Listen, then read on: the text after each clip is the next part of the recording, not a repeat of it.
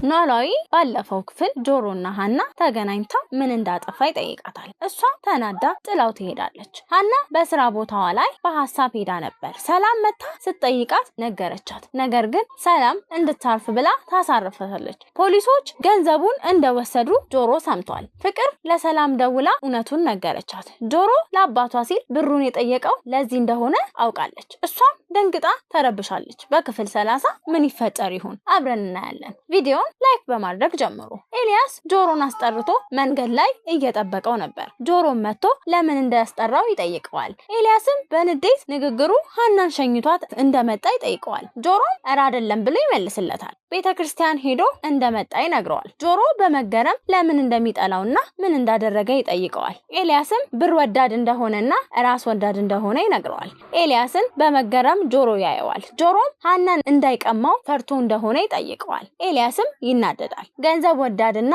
ሀና ጸባይተኛ ስለሆነች እንዳይጎዳት ስለሚፈራ ነው። ከሀናም እንዲርቅ ይነግረዋል። ጆሮም ከጎዳና ልጅ ጋር ራስክን አታወዳድር ብሎ ከሱ ቅድሚያ ሀና እንዳስቀየመችው ነግሮ ይሄዳል። ኤልያስም ደስ ይለዋል። ሀናና አባቷም እቤት እያወሩ እናያለን። ሀና ወደ ስራ ልትሄድ እንደሆነ ስትነግረው አባቷም ትንሽ ያዝናል። እሷም አትዘን እንደምናፍቅ አውቃለሁ አለችው። ሀና ለአባቷ ጆሮ ከመጣ እንዲያወራውና ይቅርታ እንዲያደርግለት ትነግረዋለች። አባቷም ትላንት እንደዛ ተናዳበት እንዳልነበር ዛሬ ሀሳቧ መለወጡ ይገርመዋል። ነገር ግን እንደሚያደርግለት ነግሯ ስራ እንዳይረፍድባት እንድትሄድ ይነግራታል። እሷም እሺ ብላ ተሰናብታው ትሄዳለች። እዚህ ጋር ሰላም ምናሴን ስትቀሰቅሰው እናያለን። እንደረፈደ ነግራ ቁርስ በልቶ እንዲሄድ ትነግሯለች። እሱም ማርፈዱን ነግሮ እንደማይበላ ይነግራታል። እሱም ማርፈዱን ነግሮ ቀደም ብላ ብትቀሰቅሰው ጥሩ እንደሆነ ይነግራታል። እሷም ግዴታው እንደሆነ ለብሶ እንዲወጣ ትነግሯለች። እዚህ ጋር ፍቅርና ጆሮ አብረው ወክ እያረጉ በመገረም እዚህ ሰፈር ያለ መጥፋቷንና ስራዋ ማረጓን ይጠይቃታል።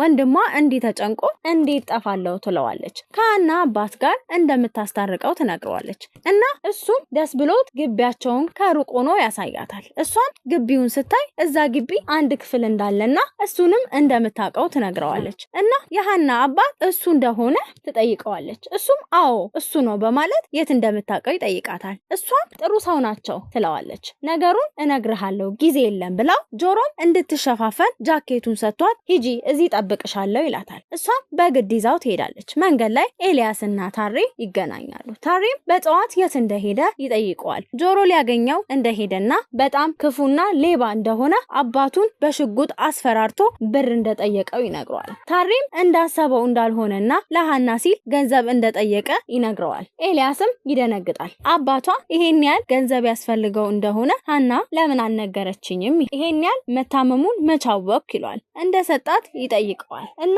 እርስ በርስ ከመጣላት ለሀና አባት ሕክምና ብር መፈለግ እንዳለባቸው ታሬ ለኤልያስ ይነግረዋል። ኤልያስም ምን ያህል ገንዘብ እንደሚያስፈልገው ታሬን ሲጠይቀው ታሬም አባቷን አታሎ እንደሚጠይቅ ነግሮ ይሄዳል። በመቀጠል ፍቅር የሀና ቤት ትገባና ሰላም ብላቸው አልቀመጥም ትላለች። እሱም ተቀመጪ ቢላትም እሺ ካላሉኝ አልቀመጥም በማለት ትነግራቸዋለች። የሀናም አባት ቀልዱን ተይና ተቀመጪ ይላታል። እሷም ቀልድ እንዳልሆነ ነግራ እሺ እንዲሏት ብትነግርም ቤት ሆኖ ሽምግልና ማን እንደላከ ይጠይቃታል። ሲጠይቃት እሷ ችግር እንዳልሆነ ትነግረዋለች። አባትየው ልጅክን ለልጄ ጥያቄ ይመስላል ማን ነው ልጅህን ለልጄ ብሎ ይላከው ይላታል። ፍቅርም ለማስታረቅ እንደመጣች ትነግራለች እና ጆሮ እንዲገባ ትነግረዋል።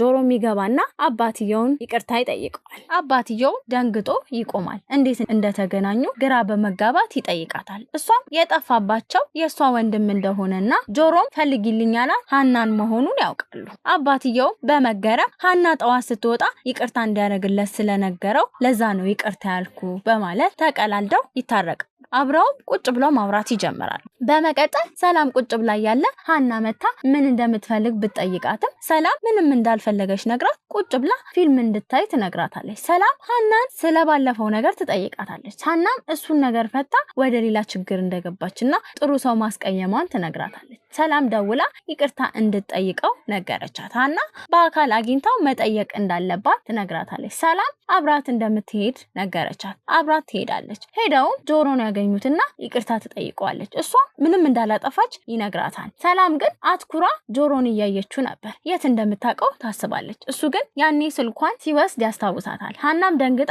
እንዲያርፍ ትነግረዋለች። ጆሮም ሊያስታውሳት መፈለጉን ይነግራታል። ሰላም ነገሩን ቀለል አድርጋ ታልፈዋለች። አብረውም ቁጭ ብለው ያወሩና ሀና ትጠይቀዋለች በድጋሚ ይቅርታ እንዲያደርግላትና እንደተቀየማት። ጆሮም ችግር እንደሌለውና ምንም እንዳላጠፋች ነግሮ ፍቅር ስለደወለችበት መሄድ አለብኝ በማለት ተነስቶ ይሄዳል። ፍቅርና የሀና አባት እያወሩ እያለ ታሬ ይመጣና ስለ ሕክምናው ብር ይጠይቀዋል። አባትየውም እሱ ስለማያውቅና ሀና ብቻዋን እየተወጣች እንዳለችና ብቻዋን እንደምትጨነቅ ይነግረዋል። ታሬም ችግር እንደሌለውና እናስተካክላለን በማለት ይወጣሉ። ፍቅርም ወደ ጆሮ ሄዳ ምን እንደተፈጠረ ማውራት ይጀምራሉ። ምናሴ ከትምህርት ቤት እየመጣ ያገኛቸዋል። ሰላም ብሏቸው ፍቅርን እንደዋወል ብሎ ይሄዳል። ጆሮ ነገሩን ጠርጥሮ ስለ ግንኙነታቸው ይጠይቃታል። የሰፈሩን ሰው ሁሉ የራሷ አርጋ መጨረሷን ነግሮ ይቀልድባታል። ሀናም ወደ ቤት እየሄደች ኤልያስን ታገኘዋለች። እሱም ስለ ራሷ ጠይቆ ስለ አባቷ ጤንነትና ይጠይቃታል። እሷም በጣም ገንዘብ እንደሚያስፈልጋት 300 ሺህ ብር እንደጠየቁትና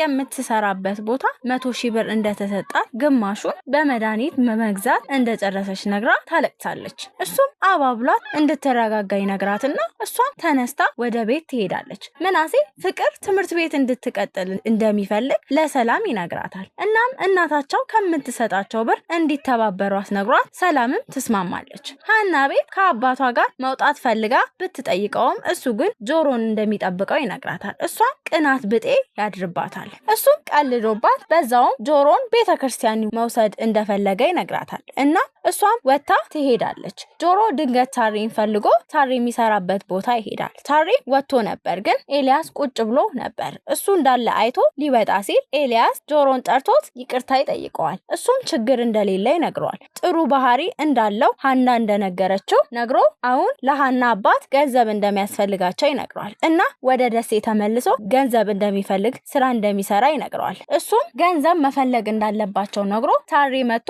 ቁጭ ብለው እንደማያወሩ ይነግረዋል። ምናሴም ፍቅርም ተገናኝተው ቁርስ አብረው ይበላሉ።